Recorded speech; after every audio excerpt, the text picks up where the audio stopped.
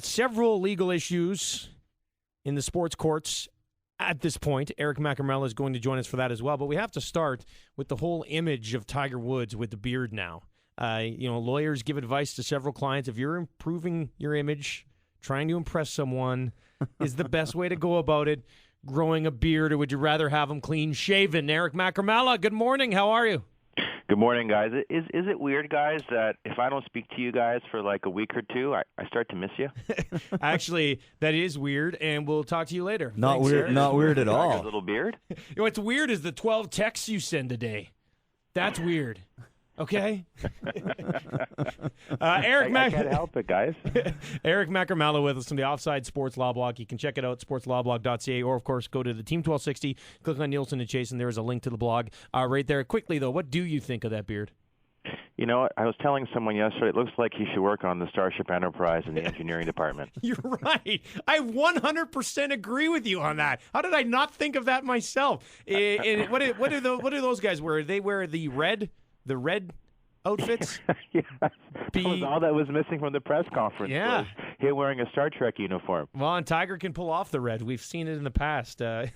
Wow, that is a very good comparison. I like that one. I've worked on it, guys, for a while. Yeah, you must have. Say. We've given you a lot of heads up here, so you've been sitting around. Oh, I hope I can pull this off. That's probably what Dodgers owner McCourt is saying right now. To be quite honest with you, I attempt to follow it, but it is difficult to figure out what is going on with this man. Can you break it down bare bones for the average Joe out there? Yeah, first thing is, this McCourt saga is fascinating. I love it. Phoenix has got nothing on this, okay? This is a fantastic, fun, entertaining, compelling story. First, just from a legal perspective, sort of the bare bones is McCourt filed for bankruptcy, and the reason he did that was to try and ensure that he can maintain control of the Dodgers, at least in the short term. Because when you file for bankruptcy, it's like you create this protective bubble around your company. And you do so because you really can't, for example, make payroll or pay your creditors. So once you file for bankruptcy, you have this protective bubble, and you keep Major League Baseball and these creditors at bay, at least temporarily. Then you go in there and you ask for a couple things. He was asking the court to approve a loan for $150 million and also asked the court to approve a TV deal. Now, you might remember that MLB refused McCourt's TV deal with Fox, which was $2.7 billion over 17 years, and it would provide McCourt with an upfront payment of $385 million.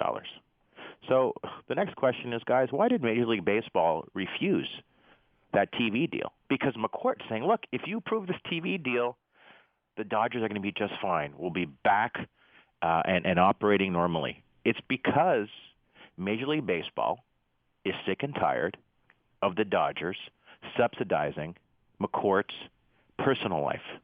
Now, I did some digging a couple nights ago, and I found some what I refer to as fun stuff. McCourt has spent $141 million on his own personal life, and all that is Dodger money. So his wife, Jamie McCourt's paid $2 million in annual salary, which is okay. Frank McCourt gets $5 million a year. That's okay. Then it gets kind of weird. He has two sons. They get paid $600,000 a year. One's a full-time student at Stanford. The other one has a full-time job at Goldman Sachs. After he bought the Dodgers, he bought 4 homes in L.A. for a combined cost of $89 million. Whoa. He has vacation properties, private jet, private drivers, a hairdresser who works exclusively for the McCourts 5 days a week. Now, guys, I'm Egyptian. I have an afro, okay? I don't need a hairdresser 5 days a week. I go like every couple of months. I talk to my guy and I leave. They have a makeup artist. I don't know what's up with that. They're not in the movies. Jamie McCourt, his wife, has paid a florist $100,000. And then after Frank McCourt found out Jamie was having an affair with the driver, which they're also paying. Oh, boy. That didn't put a damper on things, guys. Rather than move into one of his 4 homes, Frank McCourt got a suite at a Beverly Hills hotel for $30K a month. And then Jamie says she uses one of the homes, quote, and I'm quoting now, exclusively for swimming, and the second one to, quote, store furniture. Come on. Wow. And then on top of that, Jamie goes to France with the driver on a lavish trip and again charges the Dodgers. So 2 things come from that. The first thing is, remember, your listeners had to remember, the McCourts don't have any of their own money. They bought the Dodgers on a credit card, okay? Just about $300 million in loans. So all this is being paid by the Dodgers, over $140 million. And the second thing, and perhaps is more important, I wish I was Jamie McCourt's driver. Yeah, I do too, actually. But a couple of things I want to weigh in on, Eric, is that, first of all, I have no hair, but I have to shave my head twice a week or every second day.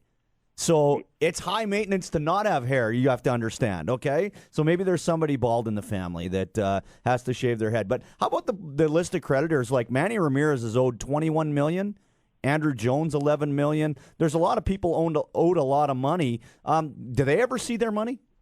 Yeah, well, first thing, I suspect if you pay Dustin $8 a week, he'll shave your head for you. That's the first thing. Second thing is, yeah, these guys are owed money. Manny Ramirez is owed $20 million, and as we know, he's somewhere in the Dominican on female fertility drugs giving birth to twins. Okay? Is he going to see his money? Yes, he will see his money, because if McCourt can't make payroll, it triggers something. MLB can then grab the franchise. And then they would end up covering this stuff until you get a new owner in, and that new owner would then pay out all these debts.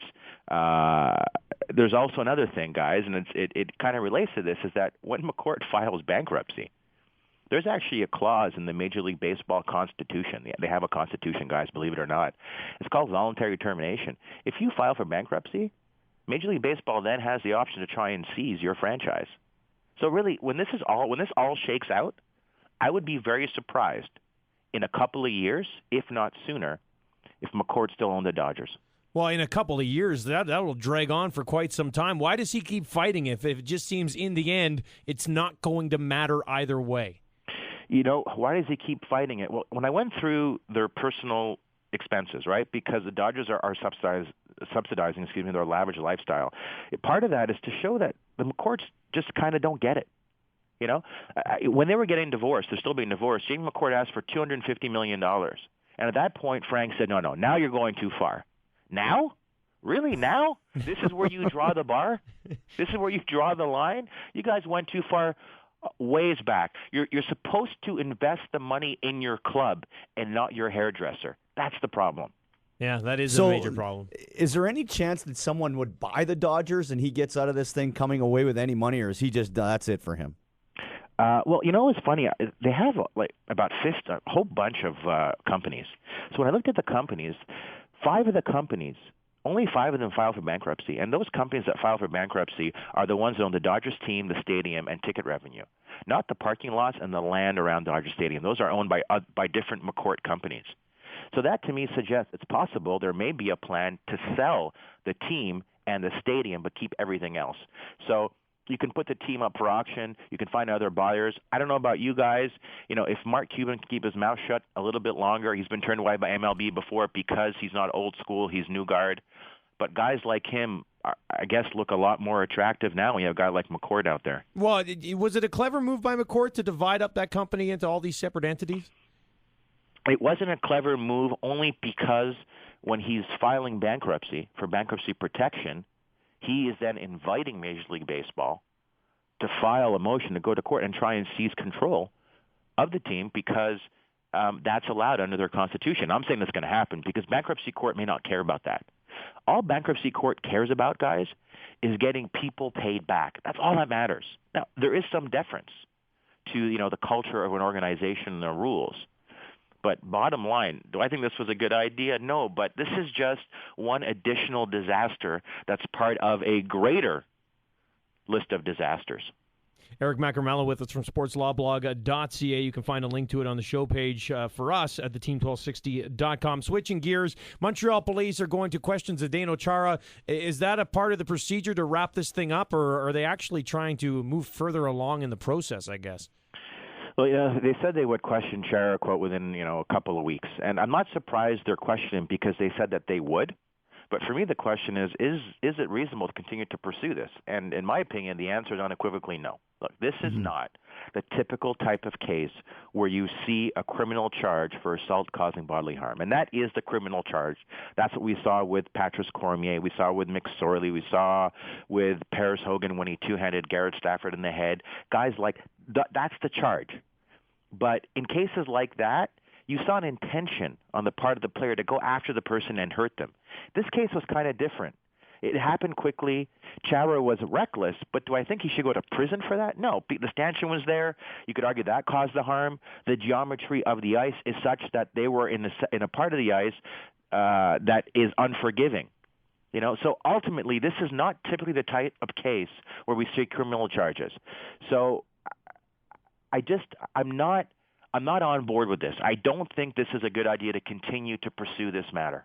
Whose idea is it this for the criminal charges? Is that the police? Is that the team? Is that the player? Who encourages that part of it? It could be Constable Guy Carbonneau. I'm just kidding. I don't know who's in charge of this. That's the thing. Look, it's we don't know what's going on there. Someone trying to make a name for themselves, or just they're going through procedure, and it may well be this is the last person they're going to